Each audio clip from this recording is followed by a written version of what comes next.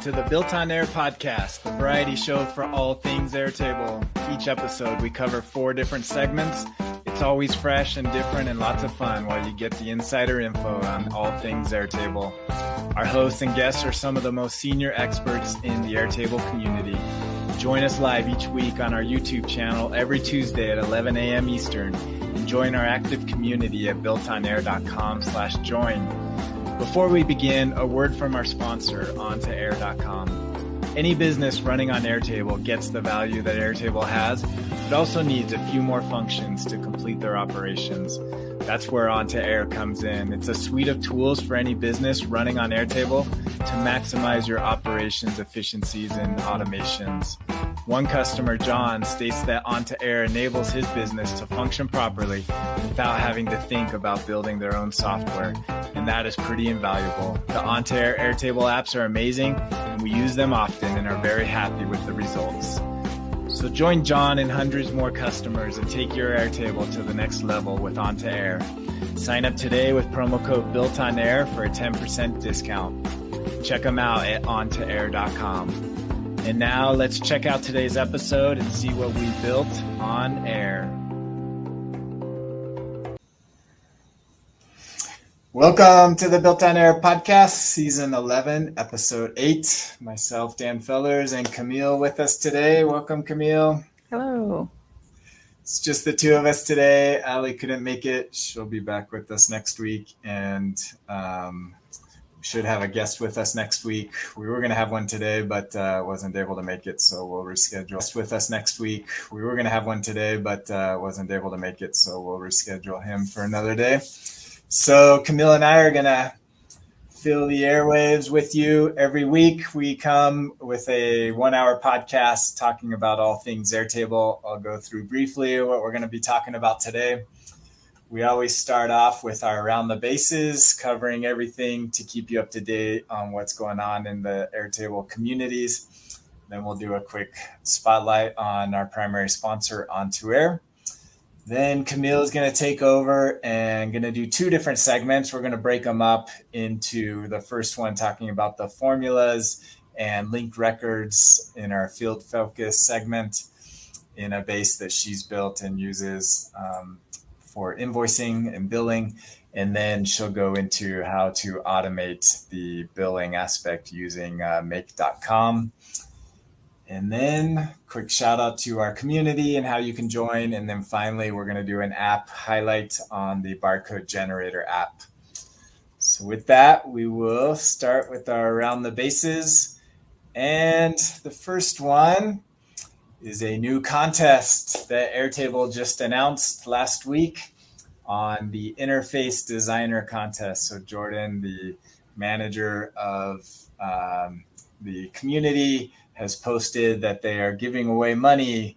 So it looks like 3 different categories: best design, best use case / solution focus, and a wild card. And so it looks like they're going to have 9 money winners. So for each category, there's a $5,000 first place, a $2,000 second place, and a $1,000 third place, plus swag and an invitation to a special meeting to give feedback. Thoughts, Camille? Well, I put in my comment that on this thread that the real prize is being at the feedback, hearing, because presumably the people who win prizes for this contest will have used Interface Designer enough to create a good, interface for it. Meaning they probably would have run into a roadblock or 2 and would have had, I wish I could have done such and such to make this design a little better. And so it's an interesting way of sort of picking out who would have the most sort of fleshed out feedback to give about Interface Designer, which is still technically in beta. They still call it a beta, even though it's more or less fully functional. But there's a lot of things that I think many people want that are missing. So yep. Yeah, I liked I'm hoping they respond to this one. If there's any planned new features before the competition time, Mhm. We'll see if they have anything planned, because it's been a while since they've updated Interface Designer with new features. The button element is, I think, the newest piece. I don't anticipate them releasing, it'd be weird if they released a new feature during the time of the contest. Can you scroll back up, please, to Yep. see when the deadline is? July 31st. Okay, so, a month and a half essentially to, um, I as much as I want new features, you should probably wait until this contest is over, because it's going to delay Right. people as they figure out how to use it, unless it's very simple. Yeah. Small features. Yeah. Yeah.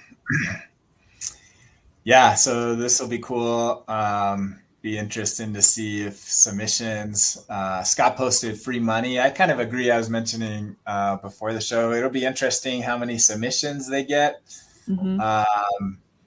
Because like you were mentioning, like there's only so much you can do in Interface Designer. So it'll be interesting how they judge, because I think a lot will look fairly similar. Mm-hmm. But I have seen some creative use cases, and I'm not going to reveal other people's secrets in case they want to, compete themselves. But I've seen people get fairly creative how to work around some of the limitations of Interface Designer, and we've all seen examples from Chris Dancy, who has very complex Airtable solutions, including nowadays some fairly involved interface designers. So, yeah.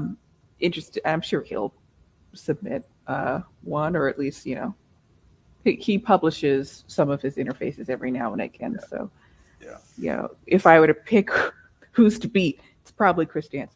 Yeah. Yeah. I think Allie's got some good ones too. She might submit if that's possible. So anyways, yeah, we'll when they announce it, it looks like so July 31st is the deadline. So get your interfaces in by July 31st at 5 p.m. Pacific time. And then they'll announce the winners in August. So we'll definitely check out, keep our eye on that, and showcase the winners and the cool interfaces that people submit. So looking forward to that in August. All right, next one. As far as new features, there was a big one. So we have a couple. There's two that I want to highlight. So the big one here is what they're calling Document Automator, and they kind of announced this as like a new app. In the email announcement that I got, they kind of announced it as like this big new app, but it's really just built into automations. And so I don't know if it's worthy of calling it an app, but it is a cool new feature.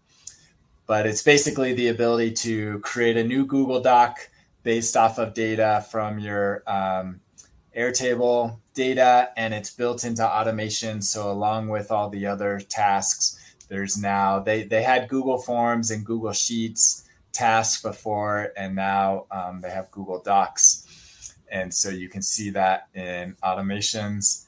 I'll do a quick demo of it, but any input there, Camille? Questions? Yeah, I'm sure you'll get into in your demo. There's some limitations. It's a nice addition to create a Google Doc from, just some simple data if you need a quick export things. And, I'll wait till the demo to get into specifics. Yeah. So good stuff there. There's a couple, I'll be very unbiased in my evaluation of it, but I am biased. I have a product in OnTair that's similar, more advanced than what can be done here. So I'll just give a quick plug before we do the demo. If you're using this and it's not quite what you need and you need more power, then check out the OnTair product that also integrates with Google Docs. But yeah, let me do a quick demo of it. actually over here. So basically you would set up your automation like you would normally. You can trigger it off of a record or at a scheduled time. The cool thing that this one does that we don't yet do, we'll do eventually, but the cool thing is this one, you don't need to trigger it off of a record. So you can actually insert a view, a table, and it doesn't have to be tied to a single record, which I know our product and I think some of the other competitive ones and like Page Designer are kind of triggered off of a single record. So that's kind of cool. But basically, you would just set it up. You have to connect to your Google account, and then you specify a folder, and then you can insert dynamically the title based off of any fields that you retrieve through a find record or a lookup record. And then your content here, this is what's going to get inserted into your Google Doc. And so you can actually insert grids of like the full view. And another cool thing that it does is if your view has a grouping, it will actually insert that same grouping into the Google Docs. So you'll have a table of each group. So that's kind of a cool feature. The other thing, I don't know if they announced this or we just found it, but I'll showcase it here, is they updated the token thing. And so now you can click on this. It's really cool because before you weren't able to change like where that token was coming from. And now you can. So this feature is cool before, and this works in all editor types where whenever you're inserting dynamic data, there's now this thing. And so you can change it, you can modify it, so you can convert it to uppercase, lowercase. Trimming means if there's any spaces at the beginning or end, then it'll cut those off. And then length will return the number of characters in there. And so you can copy it as well. So that's another feature that, did you see a post or any mention of that? I didn't see any mention. I just pointed it out in the comments of that thread because that's when I in their screenshots, I think I noticed the down arrow and I was like, I don't remember the down arrows being there. And then I looked and editing tokens is just really, really useful, especially for the grid of records type thing where you're selecting which columns that you want in there. Yes. Before you'd have to do it all and then, I actually want to add this other column, and you'd have to delete the old token and go back and add, each one again. And it was kind of cumbersome and annoying. And now it's not cumbersome or annoying. And it, like you said, it works not just in the Google Doc step, it works in all of the steps where you can insert a token in the first place. Yeah. Andrew in the community mentions was hoping you could modify the date format with the new token editor, but alas, no. That'd be super useful. Right now, the editing options are basically for text-based values. There's no like number formatting either. Wanted to chop off the decimal values for a number, you couldn't do that either. So, still would probably be reliant on a formula field or a script to handle your formatting options. But I think that'd be a good feature to add, some simple formatting options for numbers or dates. Yeah, for sure. So, so that's kind of what you would do there. And then, you run it like any other automation. And then what it returns is the URL to the Google Doc. I open this up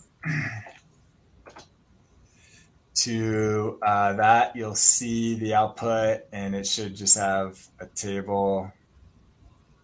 Oh, there we go. And so so this one was grouped by, so it generates those groups, and it has the empty section. A couple things I don't like is that it puts this at the bottom of each table. Mm-hmm. And that's not something you can turn off, which is odd. Yeah. It also always inserts a link back, I believe. to the record. So those are a couple things that are kind of annoying. There's lacking formatting. Things like this obviously are not ideal. So so room for improvement, but for the basics of just generating text into a Google Doc, it definitely is a quick win. So it comes in handy. Finally, I'll show, I know you and others pointed out ways to, one of the big things it doesn't do by default is saving it as a PDF back into your Airtable. But there's an easy way to do that. So if you just, so I'm saving this back into a new table. So I'm creating a new record. And I believe this is the right format. So you just insert the URL that came from the generated create doc task, and then just put a /export format equals PDF. Does that look right? Yeah, sure, something like that. I'm pretty sure that's it. So I did that. Let's run a test.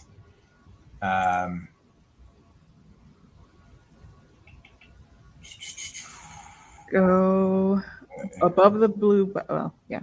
You want to do a fresh one? Let's do that one, yeah. It takes a second. I know I don't think I've ever noticed that. It goes one step at a time. Okay, so here we got, let's see if this worked. It did. There's our PDF. So if you're trying to save that Google Doc back into a PDF, it's as simple as that. So that's a nice little trick. It just requires adding that to the end. It does also require that whatever folder you told the Google Doc step to create the document in, that has to be a public or shared folder or public folder. Otherwise, Airtable can't go to that URL to convert it into a PDF and then add it. So good just point. warning. Yeah, good point. I forgot to check that. So luckily I used a folder that must be public for that to work. So yeah, very good point. Yeah, it has to be public, the folder that you're saving your Google Docs to. So, all right. So that's very cool. I know a lot of people will find that useful. And there are third parties. Ontair is one, Documents another for more advanced document creation. So if this doesn't cut the bill for what you need, then there are alternatives that you can check out. So that is a nice feature. Okay, moving on to the BuiltOnAir community. The next item I wanted to highlight. So Justin, who's a friend of the show, posted this. I thought this was cool. I think he was just thinking maybe just some late night Airtable dreaming. Says, last night while replying to someone's query on an older forum about how to monitor for deleted records, a solution occurred to me. It wasn't possible at the time of the original discussion. So basically he's talking about how to keep track if a record got deleted, because there isn't any trigger and there's no way. I know I've tried to find ways, and we do have kind of a workaround to get notified when a record gets deleted, but it's not ideal. But what his suggestion is you use a sync table and you check it. And there's an option when you sync a table to keep it on the destination, even if it gets deleted from the source. And so you make sure that you have that setting on. And then what happens is if it gets deleted from the source ID will get removed from the destination, because now there's no longer a source record associated with that. So then you can easily create a view that says if there's no source ID, then that means these records were deleted. So it's a nice trick on how you can keep track of records that got deleted from your source table. And so that's a pretty cool approach. Jan says, genius. We agree. Nice trick. Thank you, Justin, for sharing that. So if anybody's ever wondering or wants to monitor their deleted records, that is the current way, the only really way I know how to do it, because I don't even think Airtable has any kind of view of that, because you can't in the history. I mean, you could look at the archive and reinstall, but that's not ideal. Yeah, it's not. Yeah. This is probably the easiest way that you even can do it. And I don't really know of another way to do it either. Yeah. So shout out to Justin for that cool tidbit. All right, moving on to the Reddit community. This one I thought was interesting. It says, how to use both Notion and Airtable. This person uses Notion for almost all their daily life, but it's becoming cumbersome. And so they're exploring using Airtable in addition to Notion. So I know a lot of people use Notion. It's a very popular tool, especially for documentation. So this I use a lot as well. I'm going to show in the Ontair spotlight how we use Notion with Airtable. So this is an interesting thread. Are you a Notion user, Camille? No, I keep starting and stopping using Notion/Coda. To me, they're functionally the same. For documenting, when I create an app, giving them like a user guide, or here's, how to use this product. But I've never actually pulled the trigger because I've never really sat down and learned too much about it. But it seems like a nice product. I just haven't personally used it so much yet. Yeah, I'd say the main difference is Notion, and I think Coda kind of fits in this category as well, although Coda is probably more of a hybrid of the two. But Notion is better at content first, documents, interlinking between documents, and then Airtable's more data first. And so that's where, there's a use case for both. Notion has a database feature, but it's nowhere near as advanced as Airtable. And it does get cumbersome if you're trying to do a lot of database type stuff in Notion. So I think there is a play for using both. Like I said, I'll showcase in a little bit how we use Notion with Ontair. And so if you're curious, it's something that I'm exploring. I've done some integration work with Notion. We haven't released any product, probably won't anytime soon, but maybe down the road we'll explore some Notion type apps. So yeah, if anybody's interested in Notion, I'd be curious to hear your thoughts on how you use Notion with Airtable. All right, finally, we'll end with a little bit of humor. I don't know if you saw this. Sergio posted this in the BuiltOnAir community. I saw it on Twitter first, so I'll show the Twitter version. But it's a picture of New York City, and there's a billboard from ClickUp, a competitor to Airtable, that says "Save one day every week." And it has the ClickUp logo. And then down below it, Airtable has their billboard that says, "This is how." And so it's kind of, I don't think this was intentional. Maybe the placement was, but "This is how" is Airtable's slogan that they're using in their new marketing campaign. So I don't think they purposely came up with that to put right there underneath ClickUp, but it's kind of funny that they're kind of throwing some shade at ClickUp. And I think ClickUp even noticed it. I think a C-level executive at ClickUp tweeted it as well and kind of making fun. So a little bit of back and forth between Airtable and ClickUp going on. I thought this was funny. That is fairly incredible. Also, they have just similar enough a color scheme in their logo where if you didn't know what ClickUp or Airtable was, you might think that's just one ad. Yeah. Go, oh yeah, Airtable, cool. Yeah. Yeah, you'd be like, ClickUp. I don't know why I need to click up, but maybe if the Airtable one was above it, then you'd be clicking up or something. Yeah.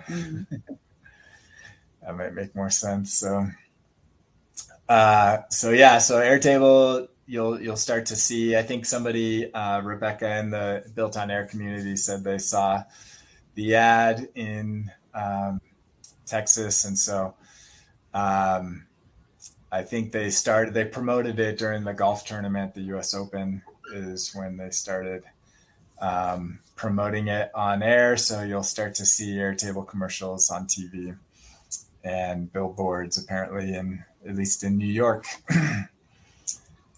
And I think this was, Sergio posted the same picture in the BuiltOnAir community as well. So it's going around. All right, that concludes the round the bases of everything, keeping you up to date on the BuiltOnAir community. Now let's continue on to Spotlight on Ontair. It's an all-in-one toolkit to run your business on Airtable, a suite of apps that allow you to do a variety of different things. And today, because of that notion, I wanted to kind of talk about something that if you're an Ontair customer or interested in some of our apps, we'd love to hear from you on ways that we can improve, different new features that you want to see either in our existing apps or future apps that you want us to build. So this is our customer feedback portal. I was evaluating, I looked at some of the off-the-shelf solutions for getting feedback from customers, and I said, I wonder if I could build this with Airtable and Notion. And so I built this. It took a little bit of time, but our content, our help desk, all of our customer support and documentation is built inside of Notion, and then we use a product that converts it to a website so that we can put it on our domain. And so as part of that Notion, we are tracking all of the customer feedback. So this is an example of using Airtable and Notion. So this is kind of a database. So when you click on this, it goes to a page, and then we ask for feedback. So this is somebody that posted, it might have been, this is somebody posting a new feature for Amplify, and we have the ability to upvote this. So when you click on this, it actually goes to an Airtable form. So not as clean as a fully integrated one, but since we're in the Airtable world, I think people are okay filling out an Airtable form. And so you can upvote this, and what happens is this goes into an Airtable base. I then can approve, or if it's spam or something, then I won't approve it. Once I approve it in Airtable, then we have a script that talks to the Notion API and updates the Notion database with this new information, and then it would then show up back on here as an upvote, as a comment. And so it works both with upvoting an existing one, or if you submit a new feature, that goes to a different Airtable form but has the same kind of functionality. So kind of cool way of using Notion. So Notion's really good for this kind of stuff where it'll automatically convert to a website. So we use that for all of our documentation. So we'd love to hear your feedback. Fill out these forms and submit new ideas of things that you want to see in our existing apps or new apps that you'd love for us to build in the future. So check that out. You can find that on Ontair, and in our menu, you can get to our customer feedback section. So interesting way to use both there. All right, Camille, share your screen and we'll talk about some fields. Okay. Hold on. I actually have to stop sharing because I have done this in a live base, which is a bad idea. Don't be like me, kids. Don't follow in my footsteps. Okay. It's all right. Now I'm ready. Okay. There we go. So I have a business where I will sometimes, once a blue moon, create an app for people or do some Airtable related something or other. And with that comes, the issue of billing and invoicing and all of that. And similar to Dan, I could have used an out of the box solution, and I decided, nah, I'm just going to build one. And so I built one in Airtable because, of course, I have a fairly long demo that's been split into two parts of sort of going in to what I've done in Airtable. The first part is more just sort of pointing out an issue I ran into and how I got over it. And then the second half is how I actually bill people, or how I will start billing people in the future. And I use Stripe as my payment processor. So in the first part, just to give you an idea of how I've set up my base, I have a table for clients, and each client may sign on for one or more contracts where I will be asked to build something or do something.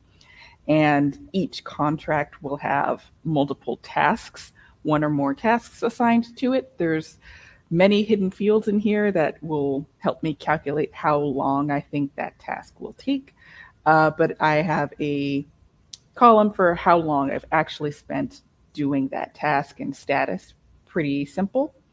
And then comes the notion of invoicing for a client. And if you're like me, you might run into a couple of different things where if you have more than one active contract with somebody, what if you want to invoice for both of those contracts in the same invoice?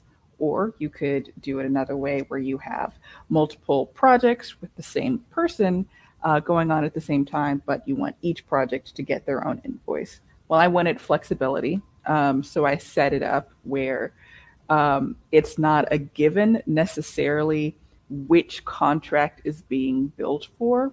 Instead, what I've done is I've billed straight to the client, and each invoice has invoice line items where I could assign the contract to an individual line item.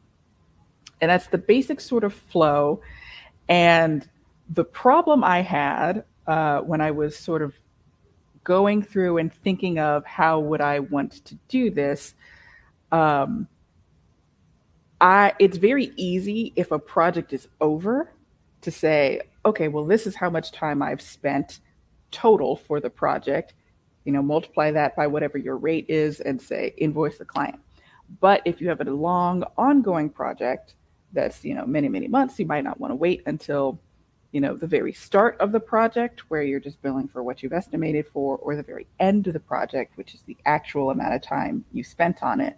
If you want to bill on a monthly or weekly basis, you have to be able to determine how much time have I spent this month, or how much time have I spent since the last time I've invoiced the client. And that was more cumbersome than I thought it was going to be. And I'm going to talk through the several fields that sort of make that work. If I go back to my clients table, you'll see I have this one client in here. They have two different contracts associated with them. And then I have a roll-up field for the record IDs of my contract records from that client that have outstanding balances. This is done with a fairly simple condition applied.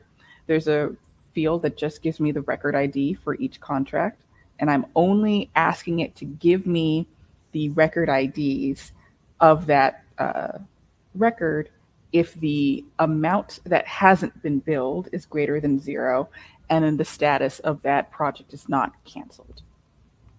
And then this is going to be useful when we talk about Stripe, but I have a similar condition applied to the invoice memo field. Lastly, I have another roll-up similar for the condition status is not canceled, and then it's summing up all of the next amount to invoice. Well, what's the next amount to invoice?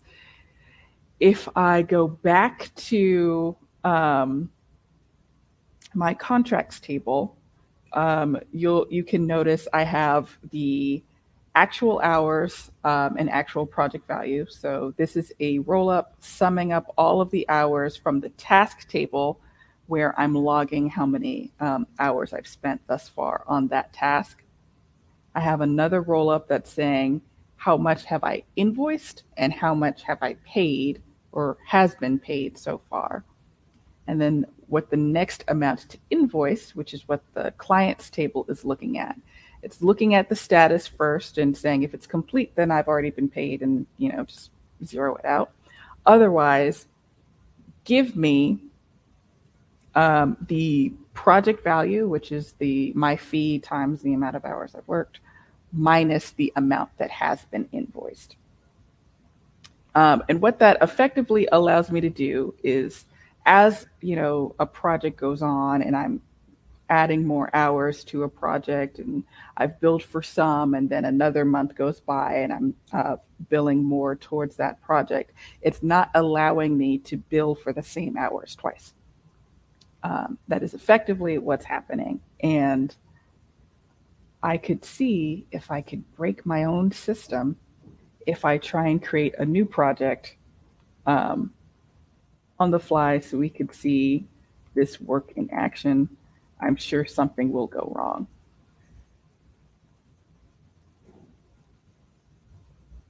Hopefully that makes sense so far. Yep. Test, and then I'll give it some tasks. This is for the new contract. Right. Well, that's annoying. That's weird. Okay, WYFA. I would, just search for that record, but again, this is a live base, and I don't want to have stuff just out there. Task number 1. This is a test, and let's say I did 6 hours. So now that's in there. And hopefully, if I go back to my contracts table, you'll see I have just a random rate applied in here for the purposes of demo. 6 hours for that task I have logged. And then, what's that rate? I haven't invoiced for this this project at all because I just made it. So none has been paid. And so it's simple. I know that the next amount to invoice is $750. If I go back to my client space, I now have in here, based on my conditional rollup, that one record that has an outstanding balance. It's that $750. The memo is just helpful for me and for my clients to see, the last time you have been billed was June 21st. Or that was the last time I said I started work. There's a table, or not a table, a field in this table that will give me the date where I put in the number 6, which is how my clients know when did I start work for this invoice. And so that's all sort of ready to go, ready to be packaged into my, invoicing system that uses Stripe. I don't know if there's questions from the chat, but that's sort of the thought process that I had going through. And then I could demo it again with another contract in here if you wanted to see 2 different projects being billed at the same time. Go for it. Okay. No, AC. Yet another.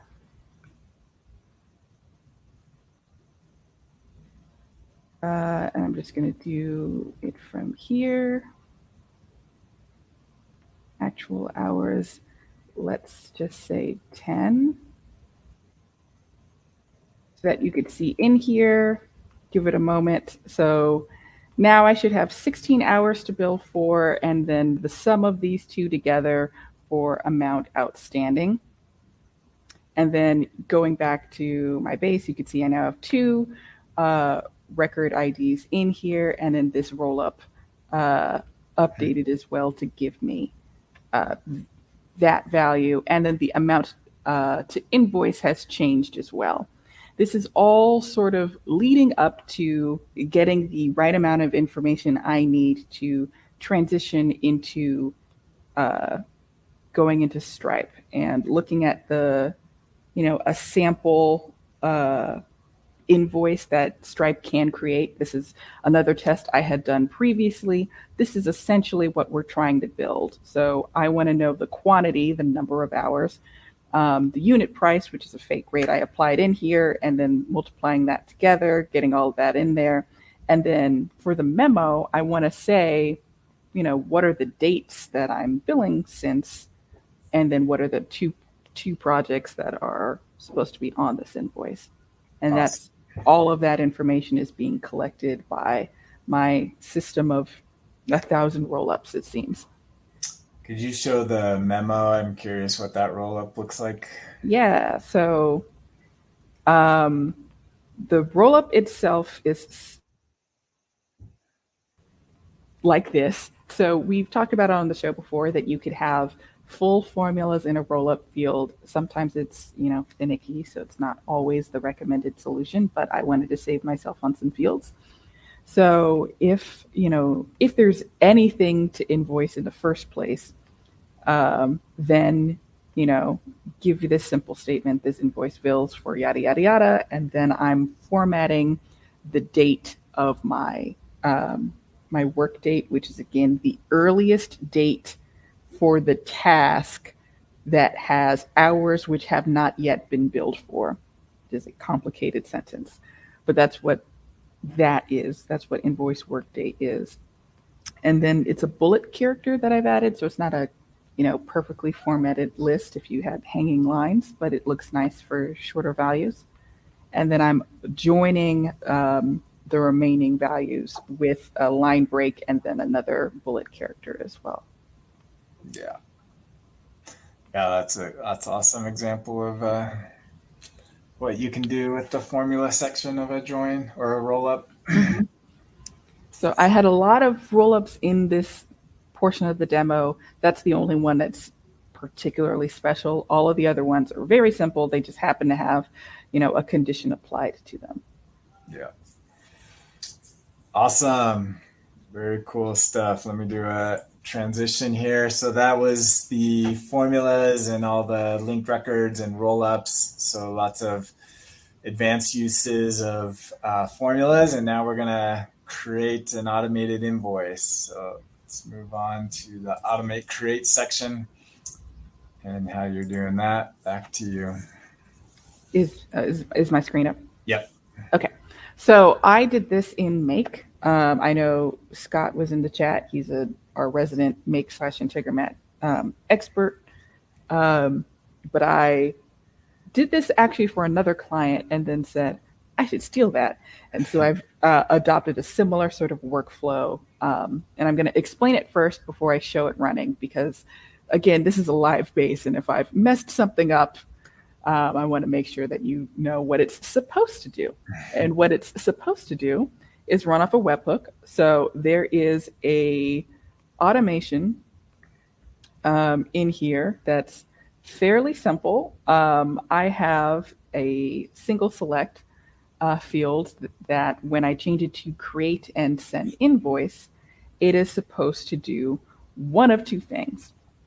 I have a condition applied for making sure that there's the number is greater than 0. I don't want to invoice a client for $0.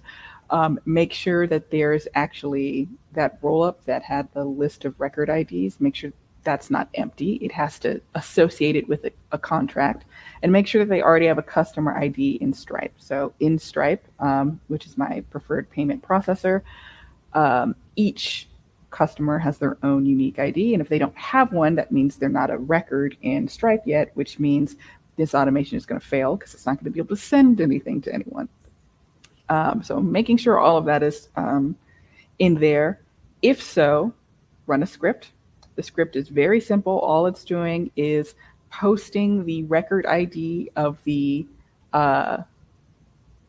of what I want to bill for to Make, and then from there, I'm updating that same record again and saying that the invoice has been sent. Otherwise, if none of those conditions happen, then I'm changing that same single select into something that looks like an error, so I know that this person was never invoiced, which is just a tip that I think is good practice. If something fails, show it somewhere. Yeah. So back into Make, what's happening is the webhook is received, and then it's getting the record from that record ID. So again, I'm triggering off of the client, not the contract. All of this information, top level, is in client, so it's getting the client record. Once again, making sure that I have contracts to bill for, and because I set it up so that one client can have multiple contracts that they're being billed for, I have an iterator that's setting up or splitting up rather which contracts that they have that have outstanding balances. So it's taking this array, and if there's more than one value, it's splitting that apart. So it's getting the contract for each record ID I have in there. In this example, I have 2. And then it's creating a invoice item in Stripe. So in Stripe, you can have one invoice, and each invoice can have multiple line items. This is creating those line items. It is fairly straightforward. I'm doing it by unit, amount, and quantity. Something to note if you're working in Stripe is they require that the numbers you give them are in cents and not whole dollars.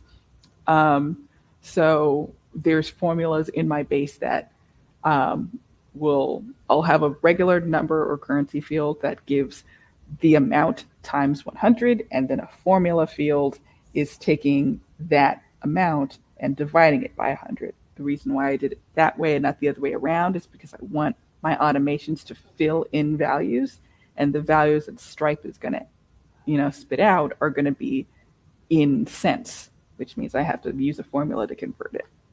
If I did it the other way around, I wouldn't be able to get information from Stripe in here. So anyway, that's pretty simple. For description, I'm just tacking on the words per hour at the end because that's how I bill. And then I am creating, that same information back into my Airtable in my invoice line items table, like so. It just helps me keep track of the amount, just making sure that I know, on this date, this contract was billed for, because again, I'm splitting things up that way.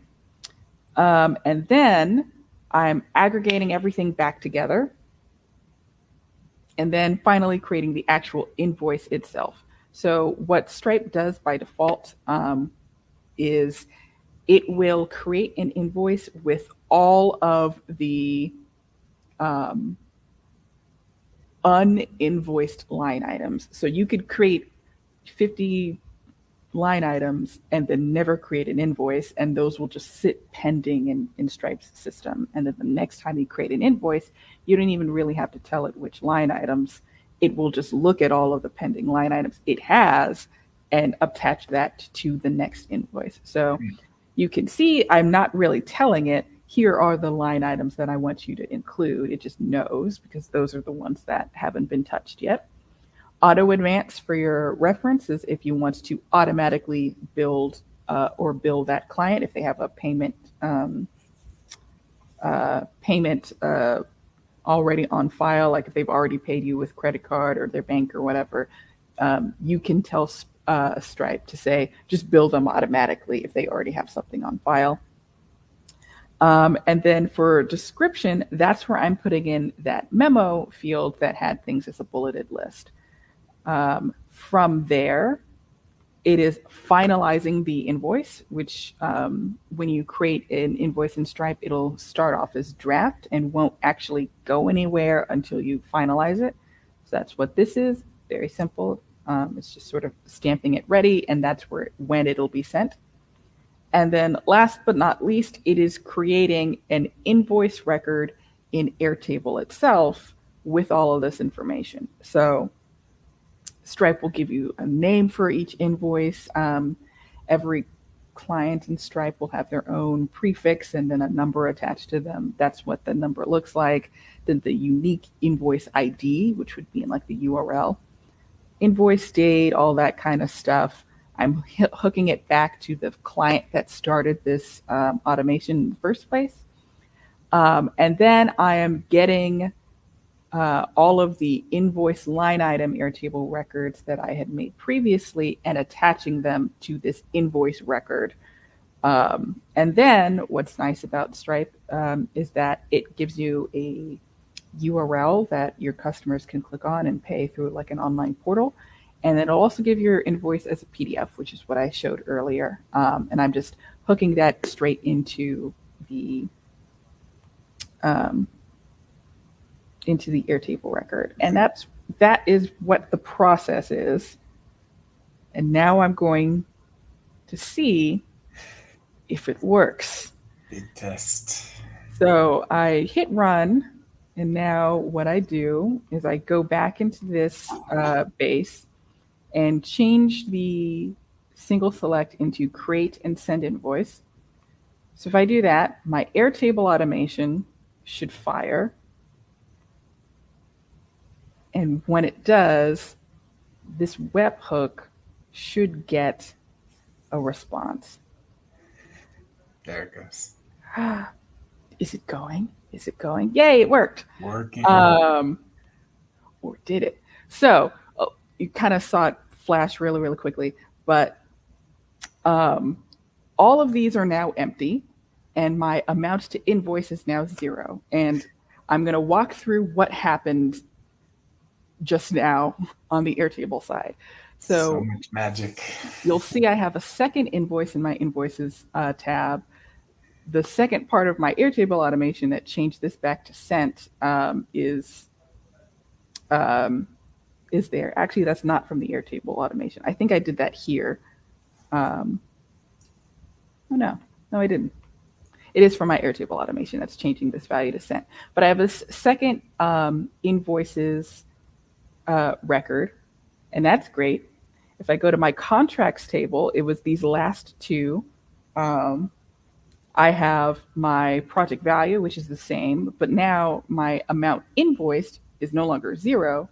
It's the amount from my actual project value because I created an invoice attaching those items to it.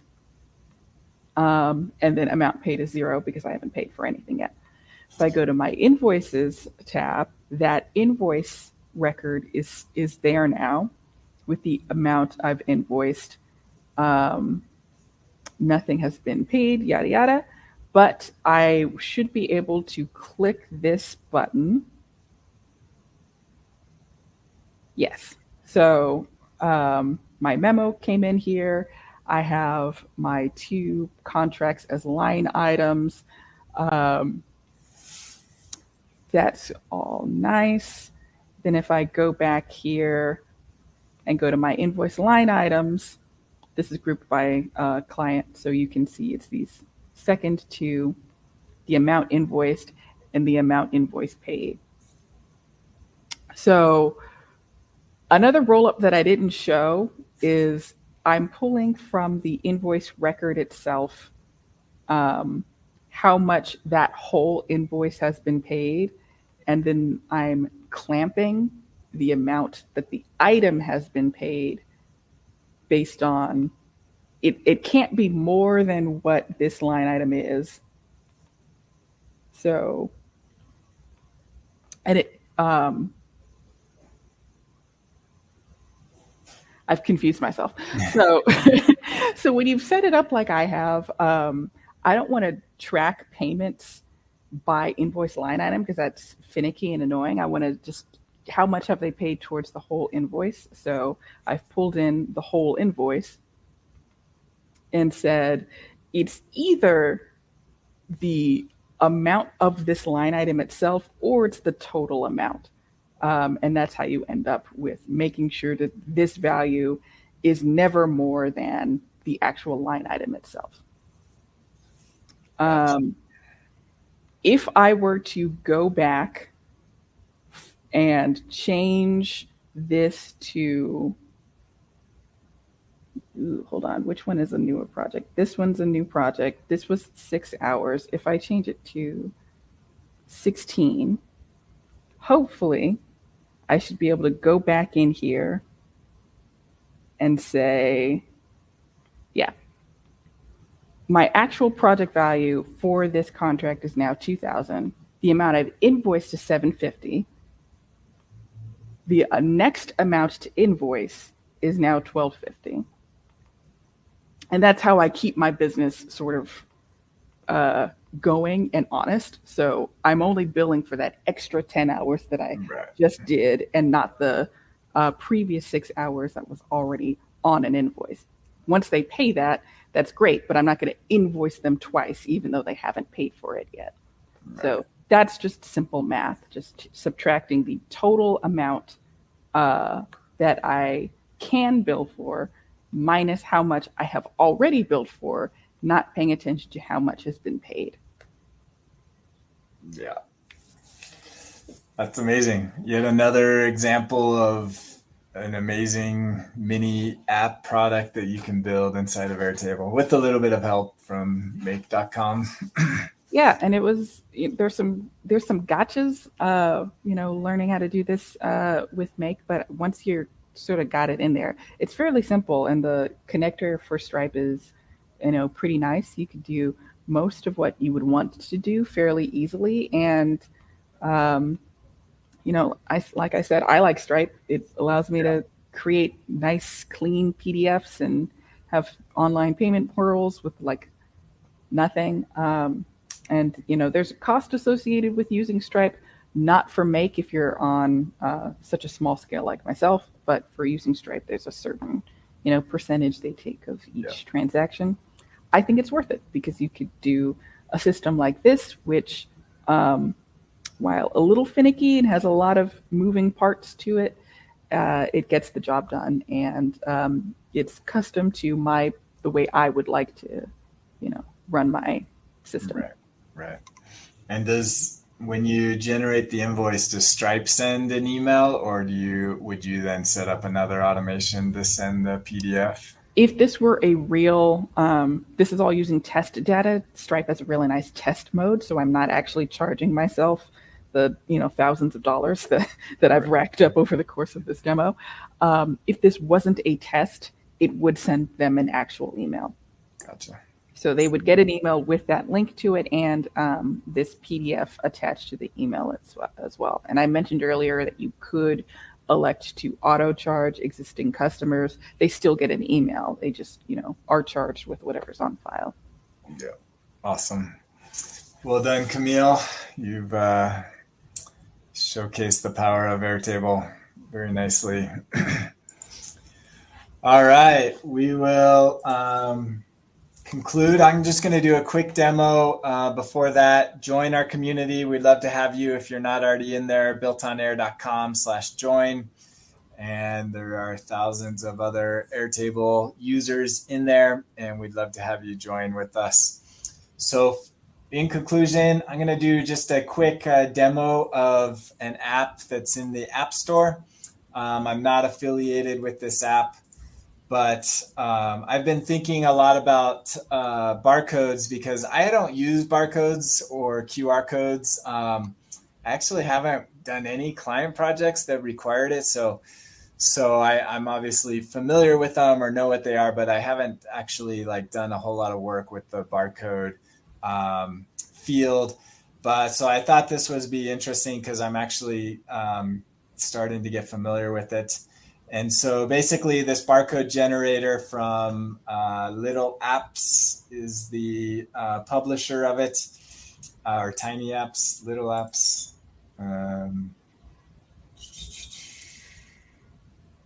Anyways, you just install this from the marketplace. They do have a free tier that allows you to run one at a time, or you can upgrade and get a license that allows you to do bulk updates. But basically, you'll have to set this up a bit. Every field is required, so you are required to select a view. And then what you're doing is you're converting a text field into a barcode. So usually you're going to have like a number, like a serial number or something with a product. And then you want to convert that to a barcode. I'm just converting the value of the name of these projects. And then you're going to set up an attachment field. So not a barcode field. This is an attachment field because it's actually going to generate an image and save it to the attachment field. And then it does also require another text field for any errors that might be generated, which I did create an error. And then once you have that all set up, there's also some barcode options. So there's different types of barcodes that you could set up. They have another app for QR codes. So I don't know if QR codes are supported in this one or if it's just barcodes. I had no idea. There's so many different barcode formats, but apparently there are. And so you can choose the format that you need. And you can, if you upgrade, there's more customizing you can do with the colors and things like that. But once you have it set up, then any record that you're selected on, you just can do this one at a time with the free version. And here it generated an error, basically saying that this text was too long. So usually you're doing like a serial number. So apparently there's a text limit. These ones that are shorter worked. So you see here it generated the barcode. And so this barcode somehow represents this text value of the name. So you could then use this for barcode scanners.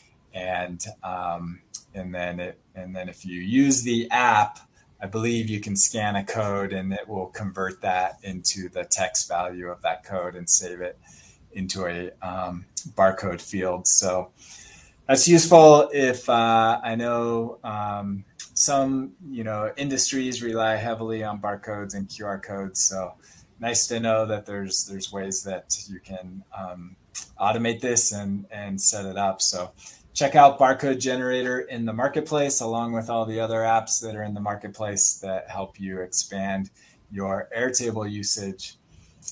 And with that, we'll conclude our episode. Thank you, Camille, for your amazing demo of what you've built. And thank you all for joining live. If you have something interesting and you want to showcase it on a future episode, reach out. We'd love to see what you've built on there. Take care, everyone.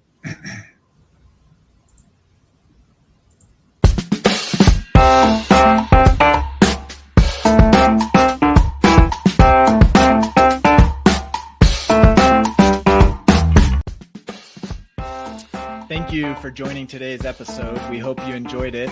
Be sure to check out our sponsor, ontoair.com, and we will see you next time on the Built on Air podcast.